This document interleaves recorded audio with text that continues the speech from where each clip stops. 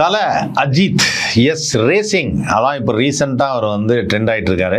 உங்கள் எல்லாருக்குமே தெரிஞ்சிருக்கும். அதில் வந்து அஜித்குமார் அவர்களை பற்றி சொல்லும் பொழுது பல ஆண்டுகளுக்கு முன்னாடி அவர் ஒரு ஆரம்ப காலகட்டத்தில் வந்து பார்த்திங்கன்னா அவருடைய அந்த பைக் ரேஸ் அப்படின்னு ஒன்று சொல்லுவாங்க. பைக் ஓட்டுறதுனா அஜித் வந்து செமையாக அந்த பைக் ரேஸ் எல்லாம் பண்ணுவாங்க. அப்போ எங்கேயோ இது சொல்லுவாங்க, எங்கன்னா அந்த சோழாவரம் ரேஸ் கோர்ஸாக ஏதோ ஒரு இடம் சொல்லுவாங்க. அப்போ தெரிஞ்சதை சொல்கிறேன். சோழாவரம் ரேஸ் கோர்ஸ்ன்னு சொல்லிட்டு அங்கே தான் வந்து பைக்கெல்லாம் ஓட்டுவாங்க, பயங்கரமான ரேஸர் அவர் அப்படின்வாங்க. அப்போ பைக்கு வந்து ஓட்டுறது அவருடைய ஒரு ஸ்பெஷாலிட்டிங்கிறது எல்லோரும் தெரிஞ்சுக்கிட்டோம். அப்போ அந்த பாட்டு கூட ஒன்று வந்தது, பவித்ரா பாட்டில் வந்து செவ்வானம் சின்ன பெண்ணும் ஆகாது. அதில் வந்து அந்த பைக்கில் வருவார். பைக்கில் வரும்போது வா வா வான்னு பயங்கர ஒரு சேல். அப்போ இருக்கிற யங்ஸ்டர்ஸ்க்கு பயங்கர ஒரு அட்ராக்ஷன். அந்த இந்த பைக் ஒன்று சொல்லுவாங்க, டுக்காட்டின்னு ஒரு பைக் இருக்கும். டுக்காட்டி வந்து அந்த ஃபுல் மோல்டடாக ஒன்று இருக்கும். அந்த பைக் பார்க்குறதுக்கு எப்படி இருக்கும். நான்லாம் வீட்டில் ஸ்டிக்கர்லாம் வச்சுருந்தேன். அந்த பைக்கெல்லாம் வந்து வாழ்க்கையில் வந்து கனவு ஸ்டிக்கரோட போயிடுச்சுன்னு வச்சுங்களேன். அதோட அந்த மாதிரி பைக்கெல்லாம் ஓட்டு வரும்போது பயங்கர ஒரு இன்ட்ரெஸ்டிங்காக இருக்கும்.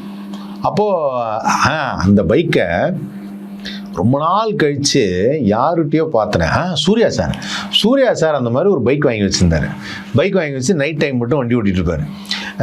கார்த்தி சாருக்கும் பைக் ஓடுறது ரொம்ப பிடிக்கும். கார்த்தி சார் வந்து யமஹா RX 100 இருக்குல்ல, அந்த பைக்கை வந்து ரீமாடல் பண்ணி வச்சுருப்பார். நான் கார்த்தி என்னென்ன பார்க்கும்போது இந்த பைக்கு ரொம்ப பிடிக்கும், அதான் ரெடி பண்ணி வச்சுருக்கேன். ஸோ இவங்க ரெண்டு பேருக்குமே பைக் ஓடுறது ரொம்ப பிடிக்கும். ஸோ பைக்குங்கிறது ஒரு யங்ஸ்டரோட கிரேஸ், அதில் டவுட்டே இல்லை.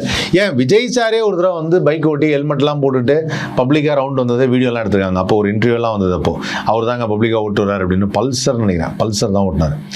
அந்த மாதிரி ஏதோ ஒரு வண்டி ஓட்டு வர்றது. ஸோ இந்த மாதிரி வந்து பைக்குங்கிறது பயங்கர கிரேஸாக இருந்தது. அப்போ அந்த பைக் ரேஸ் இருக்கும் பொழுது அஜித் சார் வந்து பார்த்திங்கன்னா ஆரம்ப காலகட்டத்தில் வந்து படங்கள் பண்ணிகிட்டு இருக்காரு. படங்கள் பண்ணிகிட்டே இருக்காரு. அப்போ வந்து இந்த ஒரு சில படங்களில் வந்து அவரை அந்த ரேஸ், அந்த பைக் ஓட்டுனா பைக் வர காட்சிங்கிறதுக்காக காமிக்கிறாங்க. இதுதான் இருந்தது. காரை பற்றி அவ்வளோவா காமிச்சதில்ல. ஒரே ஒரு படத்தில் மட்டும் நம்ம நண்பர் ஒருத்தர் சொன்னார், அது அஜித்தோட கார் அப்படின்னாரு. எது அப்படின்னா, வாலி படத்தில் கிளைமேக்ஸில் ஒரு டாடா சியரா ஒன்று வரும். இந்த டாடா சியரா வந்து அஜித்தோடைய ஓன் கார் அது அப்படின்னாங்க. அப்படியா அப்படின்னு. ஸோ இதெல்லாம் வந்து தெரிஞ்சுக்கிட்ட ஒரு விஷயம். அப்புறம் கொஞ்ச நாள் கழிச்சா அஜித் சாருக்கு வந்து ஸ்போர்ட்டிங் அப்படின்னாலே ரொம்ப பிடிக்குது. ஸ்போர்ட்டிங் ஒரு ஸ்போர்ட்ஸ் சம்திங் இன் டிரைவிங், ஏதோ ஒன்று டிரைவ் பண்ணும் அப்படிங்கிற ஒரு விஷயம். அப்போது அவர் தன்னை ஃபிட்டாக வச்சுக்கிறதுக்காக நிறைய விஷயங்கள் பண்ணார். அப்படி ஃபிட்டாக வச்சுக்கிறது விஷயங்கள் பண்ணும்போது என்ன பண்ணார்னா, இந்த பைக் ரைடுக்கு முன்னாடி, அதாவது இந்த யூரோப் டூர்லாம் பைக் ரைடுக்கு முன்னாடி பார்த்தீங்கன்னா சைக்கிளிங் பண்ணார். Ajith sir was very good in cycling. So அதுக்கு சைக்கிளிங் வந்து பக்காவாக வாங்கி ரெடி பண்ணி செட் பண்ணி அது ரொம்ப அழகாக வந்து அது ஒரு மாதிரி ஃபோக்கஸ்டாக செய்வார். அது ஃபோக்கஸ்டாக செஞ்சார். சைக்கிளிங்னா நீங்கள் நினைக்கிற மாதிரி 10 கிலோமீட்டர் 20 கிலோமீட்டர்லாம் கிடையாது. 600 கிலோமீட்டர், ஒரு நாளைக்கு 100 கிலோமீட்டர் போயிட்டு ஒரு ரெஸ்ட்டு, அப்படியே கொஞ்ச நேரம் உட்காந்துருக்கு, அப்புறம் ஒரு 100 கிலோமீட்டர், அப்புறம் 100 கிலோமீட்டர், இப்படிலாம் போயிருக்காரு. ஸோ இந்த மாதிரி சைக்கிளிங் ரொம்ப இதுவாக பண்ணிட்டு இருந்தார். அது வந்து பல பேருக்கும் தெரிஞ்சது. அந்த சைக்கிளிங் பண்ணுறது வந்து அவருக்கு பிடிச்சிருக்குன்னு நினச்சேன். சரி, ஓகே, இவர் ஏதோ சைக்கிளில் பண்ண போகிறான்னு நினச்சேன். அப்புறம் பார்த்தா அடுத்தது மறுபடியும் பழைய மாதிரி பைக் எடுத்துட்டாரு. படங்கள் பண்ணிட்டு இருக்காரு, பைக் எடுத்துட்டாரு அப்படின்னு பார்த்தா, பைக் எடுத்து திடீர்னு பார்த்தா இந்த வலிமை வரும்போது தான் நினைக்கிறேன் இந்த பைக் ஓட்ட ஆரம்பித்தார். நிறையா யூரோப் ஃபுல்லாக அப்படியே பயங்கரமான ஒரு டூர் சர்னு போய் எல்லா இடத்துக்கும் போயிட்டு ஃபுல்லாக பெரிய தாடியெல்லாம் வளர்த்து, அப்போ நிறைய அந்த வீடியோலாம் வந்து பாருங்கள் நம்ம தல அஜித் வந்து பைக் ஓட்டுறாரு, இங்கே தான் இருக்காருன்னு எல்லாம் சொல்லி, நான் அந்த டைமில் அப்போ தான் வந்து யூரோப் போயிருந்தேன், யூகே போயிருந்தேன். அங்கே திரும்பி பார்த்து இவர் ஒரு நாள் அஜித்தாக இருக்கும்போது ஏன்னா யாரை பார்த்தாலும் வெள்ளையாக தாடி வச்சுட்டு நல்லா வெள்ளை முடி வச்சுருந்தாங்களா, யாரை பார்த்தாலும் எனக்கு அஜித் மாதிரியே இருந்தது. ஒருவேளை அஜித் தான் இருக்குமோ, இவராக இருக்குமோ, தலையை பார்த்துடலாமோ அப்படின்லாம் நினச்சிட்டு இருந்தேன். அப்போது அஜித் வந்து பைக்கில் ரொம்ப கிரேஸாக இருக்கார் அப்படின்னு நினச்சா டப்புன்னு மாற்றிட்டாரு காரு. இந்த கார் ரேஸ் வந்து நடுவில் நான் ஒரு விஷயத்தை மறந்துட்டேன். மங்காத்தா படம் வரும்போது இவர் வந்து நரேன் கார்த்திகேயனோட சேர்ந்து ஒரு கார் ரேஸ் இது பண்ணார். அது கார் எக்ஸாக்டாக பேர் தெரியல எனக்கு டெக்னிக்கலாக, பட் அந்த கார் ரேஸ் பண்ணார். அப்போ ஒரு இன்டர்வியூ வந்தார். ஸோ தலைவருக்கு கார் ரேஸ் பிடிக்கும். அந்த ஃப்ளாட்டாக ஒரு கார் போகும்ல, தரையோட தரை ஒட்டியும், அது F1 ரேஸ்ன்னு நினைக்கிறேன், F1 மாதிரி எதுவும். ஆமாம், அது வந்து ஓட்டினார். அப்படின்னப்போ நான் தான் ஆடெல்லாம் பண்ணியிருந்தேன். தூரத்தில் வண்டி போகுது, யாருன்னு தெரியல, ஆனால் தலை மட்டும் தெரியுது, தலையே தான் அப்படின்னு ஒரு ஆட் பண்ணியிருந்தோம். அப்போது இந்த கார் ரேஸ் ரொம்ப பிடிக்கும்னு தெரிஞ்சுது. சமீபத்தில் என்ன ஆயிடுச்சுன்னா, இந்த கார் ரேஸ் வந்து ஒரு மிகப்பெரிய கிரேஸ் ஆயிடுச்சு அஜித் சாருக்கு.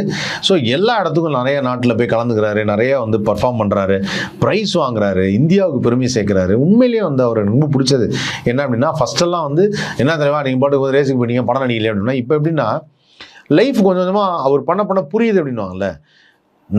அவர் வந்து ஒரு வேலை செய்கிறாரு, ஒரு படத்தில் நடிக்கிறாரு, அது பொதுமக்களுக்காக, மக்களுக்காக, ரசிகர்களுக்காக அந்த படம் நடிக்கிறதுங்கிறது அவருடைய வேலை. ஆனால் அவருடைய பேஷன் ஒன்று இருக்குது. அந்த பேஷன் என்னன்னா ரேசிங், போட்டி. ஸ்போர்ட்டிங்கில் இருக்கவங்களுக்கு வந்து நாலேஜ் வந்து அப்படி இருக்கும், ஒரு தீர்க்கமான ஒரு முடிவெடுக்க தெரியும், ரொம்ப கிளாரிட்டி இருக்கும். அதை வந்து தன்னுடைய டெவலப் பண்ணிக்கிறதுக்காக ஸ்போர்ட்டிங் போனாரா இல்லை ஸ்போர்ட்டிங் போனனால அப்படி ஆகிட்டாரான்னு தெரில. ஆனால் very very matured Ajith sir. அவர் பேசுகிற சமீபத்தில் அந்த இன்டர்வியூ கொடுத்தாருல அந்த ஹாலிவுட் ரிப்போர்ட்னு அந்த சேனலுக்கு, அப்போல்லாம் பார்க்கும்போது பயங்கர மெச்சூர்டான ஒரு ஸ்பீச். தலைக்கு வந்து அப்படியே கண்ணில் எடுத்து ஒத்திக்கலான்னு அந்த மாதிரி இருந்தது. அப்போது இந்த ரேசிங்கெல்லாம் போகிறாருங்கிறப்போ இவனுங்க பார்த்துட்டே இருந்தாங்க போல இருக்கு. ரேசிங் போகிறாரு, படம் நடிக்க வரமாட்டேங்கிறாரு, எப்போ வருவாருன்னு தெரில அப்படின்னா அவர் என்னென்னா ஒரு செட்டு ரேசிங்லாம் முடிஞ்சு ஜெயிச்சுட்டு அதெல்லாம் முடிஞ்சு ஓகே அடுத்த செட்டு வரதுக்கு முன்னாடி நான் ஒரு படம் பண்ணிட்டு வந்துடுறேன் அப்படின்னு சொல்லிட்டு வந்து ஒரு படத்தை பண்ணிவிட்டு ஃபுல்லாக டப்பிங் எல்லாம் முடிச்சுட்டு எல்லா வேலையும் முடிச்சுட்டு அவர் இன்டர்வியூ கொடுக்க மாட்டார், தெரிஞ்ச விஷயம் தான். டப்புன்னு கிளம்பி போயிடுறாரு. கிளம்பி போயிட்டு அடுத்தது தன்னுடைய லைஃப்பில் ரேசிங்கை கன்டினியூ பண்ண ஆரம்பிக்கிறார். இப்போ என்ன பண்ணியிருக்காங்கன்னா ரிவர்ஸ் ஆயிடுச்சு. தலை அங்கேயாவது நிம்மதியாக ரேசிங் பண்ணிட்டு இருந்திருப்பாரு. எடுறா டாக்குமெண்ட்ரியை அப்படின்னு சொல்லிட்டு நேராக போய் ரேசிங்கில் எப்படி இருக்கும், ரேசிங்கில் என்னென்னலாம் நீங்கள் ஸ்ட்ரகிள்ஸ் ஃபேஸ் பண்ணீங்க, உங்களுக்கு எப்படி இந்த இன்ட்ரெஸ்ட் வந்தது, என்ன மாதிரிலாம் நீங்கள் ஓட்டினீங்க, யாரோடலாம் கலந்துக்கிட்டீங்க, நடக்கும்போது நடந்த சம்பவங்கள்லாம் என்ன, வாட் ஆர் த ரெஸ்பான்சஸ் அப்படின்னு சொல்லிட்டு ரேசிங்கை பற்றி ஒரு ஃபுல் டாக்குமெண்ட்ரி எடுத்திருக்காங்க. இந்த டாக்குமெண்ட்ரி எடுத்தோடனே அதில் ஒரு வார்த்தை சொல்லியிருக்காரு, சினிமாவில் கூட ரீடேக் இருக்கும் ஆனால் ரேசிங்கில் ரீடேக் இருக்காது அப்படின்னு இருக்காரு. அப்படி சொன்னப்போ என்ன ஆயிடுச்சு அப்படின்னா இப்போ இந்த டாக்குமெண்ட்ரியை பார்க்குறதுக்கு ஆவலோடு எல்லாரும் காத்திருக்கிறாங்க. சார் எப்போ சார் வரும், சார் எப்போ சார் வரும். ஏன்னா அந்த டாக்குமெண்ட்ரி ப்ரோமோ ரிலீஸ் பண்ணாங்க. அந்த ப்ரோமோ ரிலீஸ் பண்ணோன்னே அந்த விடா முயற்சின்னு ஒரு பாட்டு போட்டு அதை வேறு மாதிரி இன்னொன்று ரீக்ரியேட் பண்ணிட்டாங்க. ஒரிஜினல் ப்ரோமோவில் இன்னொன்று ரீக்ரியேட் பண்ணோன்னா அதுவும் சூப்பராக இருக்குது. அதெல்லாம் பார்க்குறப்போ ஐயோ தலை ரேஸு வேறு லெவல் அப்படின்னு. ஸோ இப்போ என்னென்னா the style becomes different. ஒரு தமிழ் சினிமாவிலேருந்து ஒரு ஹாலிவுட் ஸ்டைலில் வந்து பார்த்தீங்கன்னா இந்த மாதிரியான டாக்குமெண்ட்ரிஸ், ஒரிஜினல் கேதரிங்ஸ் எல்லாம் இருக்குல்ல, அதெல்லாம் ஒரிஜினல் டாக்குமெண்டேஷன், லைக் ஒரிஜினலாக அவங்க என்ன பண்ணுறாங்க, என்ன பேஷனோட பண்ணுறாங்க அப்படிங்கிறத சொல்கிறது. எனக்கு அந்த கட்டே ரொம்ப பிடிக்கும். ஒரு நடிகனை படத்தில் பார்க்குறதுக்கும் ரியல் லைஃப்பில் எப்படிலாம் பண்ணுறாங்க, என்ன பண்ணாங்கிறத ஒரு ஜாலியாக பேசுறது இருக்குல்ல, அது ரொம்ப பிடிக்கும். அதை வந்து அஜித் சார் இப்போ பண்ணியிருப்பார்னு நினைக்கிறேன். இந்த ரேசிங் பற்றி சொல்லியிருப்பார், நிறையா சொல்லியிருப்பார். அவர் சொன்னார், ஒரு சின்ன மிஸ்டேக் நம்மளுடைய மொத்த ஃபேமிலியும் நம்மளுடைய கண்ட்ரோலில் தான் இருக்காங்க, ஒரு சின்ன மிஸ்டேக்னால நம்ம ஃபேமிலிக்கு எவ்வளோ பாதிப்பு ஏற்படும் அப்படின்னு ஒரு சொல்லும்போது பகீருங்குது. எனக்கு ஒரு சமயத்தில் ஐயோ தலை வந்து ரிஸ்க் எடுக்கிறாரே, இப்போ நமக்கெல்லாம் ரொம்ப பிடிச்சவராச்சு அப்படிங்கிறது. ஆனால் இருந்தாலும் அவர் ரொம்ப பிடிச்ச ஒரு விஷயத்தை செய்கிறார். ஒரு மனிதன் வந்து தனக்கு பிடிச்ச ஒரு விஷயத்தை செஞ்சு அதே சமயத்தில் மக்களையும் சந்தோஷப்படுத்துறது அப்படின்னு ஒன்று இருக்குல்ல, அது மாதிரி அமைஞ்சா தட் இஸ் அ பிளெஸ்ட் மூமெண்ட்னு வாங்க. அது ரொம்ப சந்தோஷம். ஏன்னா அது எப்போ வரும் அப்படின்னா நம்மளுடைய தேவைகளை குறைத்து கொண்டு நம்மளுடைய தேவைகள் வந்து எல்லாத்துக்கும் ஆசைப்படாமல் நமக்கு என்ன வேணுமோ அதை மட்டும் கரெக்டாக வச்சுக்கிட்டு அதுக்கு உண்டான முயற்சி எடுக்கிறது. இதை வெளிநாட்டில் இருக்கவங்க பாதி பேர் செய்கிறாங்க. பட் நம்ம ஊரில் எப்படின்னா அக்கம் பக்கத்தில் பார்த்து வாழ ஆரம்பிச்சிருவோம், தேவைகள் ஏறிட்டே போவோம், ஒரு ஏஜிங் மேலே நம்மளால் என்ஜாய் பண்ண முடியாது. இதுதான் வந்து ஃபாலோ பண்ணுறோம். ஸோ அப்படிப்பட்ட ஒரு விஷயத்தை இந்த டாக்குமெண்ட்ரியில் அஜித் சார் இளைஞர்களுக்காக சொல்லி தருவாராம். அதே சமயத்தில் இன்றைக்கி இளைஞர்கள்லாம் வந்து பைக்கு காருன்னு ஸ்ட்ரீட்ஸில் ரோட்டில் ஓட்டுறாங்க. அங்கே ஓட்டக்கூடாது, அதுக்கான இடங்கள் இருக்குது, அந்த இடத்துக்கு போய் நீங்கள் பண்ணுங்கள் அப்படிங்கிறதும் ஒன்று இருக்குது.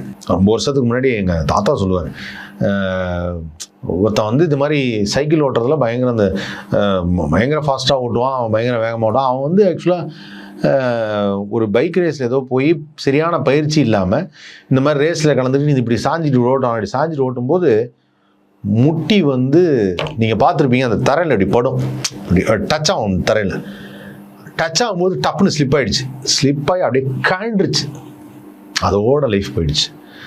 அப்போ என்ன சொல்ல வந்தார் அப்படின்னா பயிற்சி ரொம்ப முக்கியம் அப்படிங்கிறது. அந்த பயிற்சி ரொம்ப முக்கியங்கிறதையும் எந்த இடத்தில் எதை செய்வது, ரஜினிகாந்த் சார் ஒரு ராஜேந்திரன் சார் சொல்கிறார், அது என்னமா சொல்லுவாங்க, work while you work, play while you play. இப்போது ஸ்லீப் வைல் யூ ஸ்லீப். அது என்ன, தூங்குற நேரத்தில் தூங்கணும், சாப்பிட்ற நேரத்தில் சாப்பிடணும், விளையாடுற நேரத்தில் விளையாடணும், படிக்கிற நேரத்தில் படிக்கணும் அப்படின்னு.